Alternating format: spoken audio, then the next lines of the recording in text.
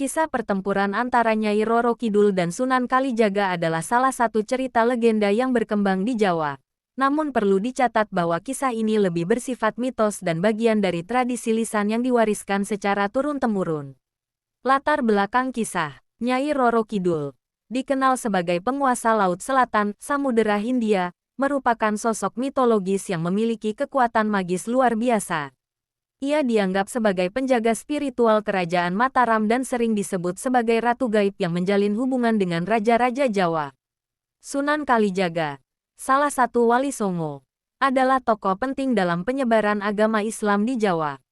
Ia dikenal sebagai sosok yang bijaksana dan memiliki kekuatan spiritual yang tinggi.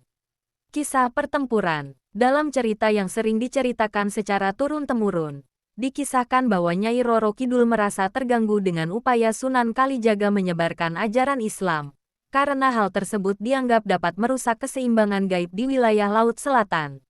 Nyai Roro Kidul pun menantang Sunan Kalijaga untuk membuktikan kekuatan spiritualnya. Pertempuran ini terjadi secara gaib, menggunakan ilmu kanuragan dan kekuatan batin. Dalam versi cerita tertentu, disebutkan bahwa pertempuran berlangsung selama berhari-hari dan melibatkan berbagai kekuatan alam seperti badai, gelombang besar, dan angin topan.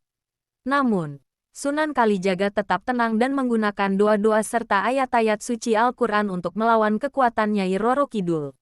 Akhir kisah, pada akhirnya, Sunan Kalijaga berhasil mengalahkan amarah Nyai Roro Kidul, bukan dengan kekerasan, tetapi melalui pendekatan spiritual dan dialog. Sunan Kalijaga meyakinkan Nyai Roro Kidul bahwa penyebaran Islam tidak akan menghancurkan tradisi dan budaya Jawa, melainkan memperkuat nilai-nilai kebaikan. Nyai Roro Kidul pun akhirnya menerima ajaran Sunan Kalijaga dan berjanji untuk menjaga harmoni antara dunia gaib dan dunia manusia.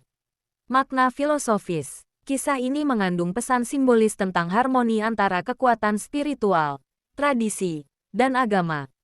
Sunan Kalijaga sebagai tokoh penyebar Islam digambarkan tidak menggunakan kekerasan, melainkan pendekatan yang damai untuk mencapai tujuan. Sementara itu, Nyai Roro Kidul melambangkan kekuatan alam dan budaya lokal yang tetap dihormati dalam proses penyebaran Islam. Cerita ini merupakan salah satu bentuk kearifan lokal yang memperlihatkan bagaimana agama dan tradisi bisa saling melengkapi tanpa harus saling bertentangan.